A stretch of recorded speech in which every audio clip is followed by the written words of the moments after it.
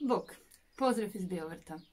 Početak je svibnja, dani su sve ljepši i topliji i evo nalazim se na mom balkonu na južnoj strani kuće gdje uzgajam rasad presadnice paprike i rajčice za kasniju presadnju na otvorenom. Pa ću vam pokazati kako sve to skupa sad napreduje.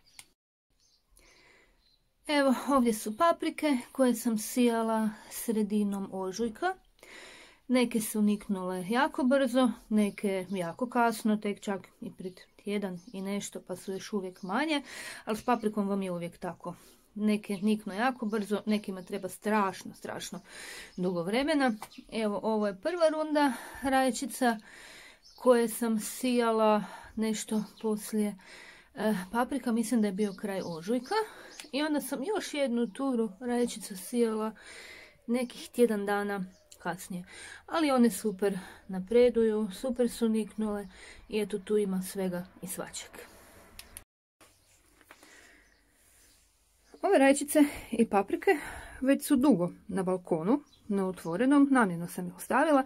Dobra stvar je što je balkon, što su strane balkona zatvorenog tipa, tako da nisu direktno izložene niti hladnoćama, niti sunčevoj svjetlosti, ali opet dovoljno vanjskih uvjeta je tu da one budu prilagođene, da neće biti kasnije za njih šok, nego znači da ih lagano prilagođavam.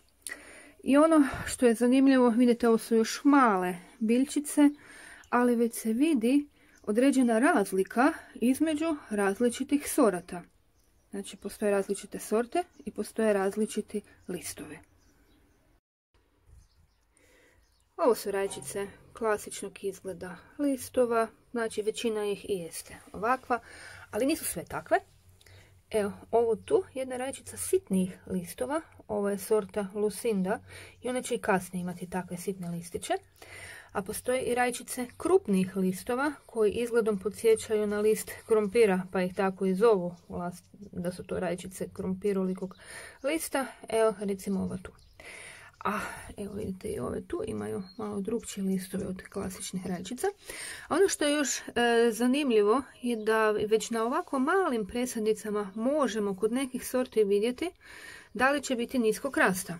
Evo ove tu su vidljivo niske, male, zbijene, jake, čvrste. I to je jedna balkonska niska sorta koja neće narasti više od nekih 20-30 cm.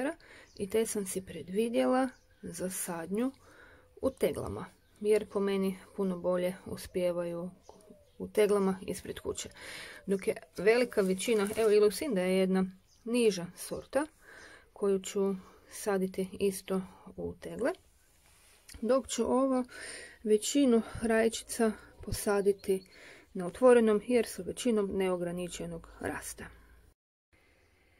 Nikad ne žurim sjetvom rajčica i uvijek to radim u drugoj polovici, odnosno krajem ožujka. Razlog tome je da ne narastu previše, jer onda ako su prevelike teže se prilagođavaju na vanjske uvjete. Ovako malim čašicama po 2-3 para koje kasnije znači rasađujem van, oni mogu savršeno izdržati bez nekakve posebne prihrane. Za razliku od toga, eto ovako ako ih prerano sadite dugo se one muče. Pogledajte ovu jednu rajčicu koju smo sijali u školi krajem veljače. Znači ona je već ogromna, velika. Vidite na listovima da je očigledno potrošila svu hranu i da treba još i doslovno viče vadi me van, sadi me na nešto, na neko drugo mjesto. Ne mogu više izdržati u ovoj tegli. Ali morati će još malo izdržati. Razlog tome je što sad čekamo da prođu ledeni sveci. A to je jedno razdoblje kada je zabilježeno da uvijek svake godine dolazi do pada temperatura, dolazi do jakih hladnih kiša i do hladnih vjetrova. To je razdoblje koje traje između 10. otprilike 10. do 15.5. Zovu ih po katoličkim svecima koji su smješteni na te dane u katoličkom kalendaru. I znači i sama pratim već godinama vrijeme u to doba i stvarno uvijek zahladi ili zahladi. Čak jedne godine mi je bio i mraz. 18.5. uništio je svašta na vrtu. A i sad kako pratim prognozu i ove godine, evo sad se vidi dugoročno do 12.5.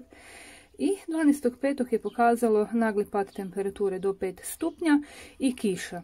Tako da treba biti oprezan i pričekati do kraja dok to ne prođe.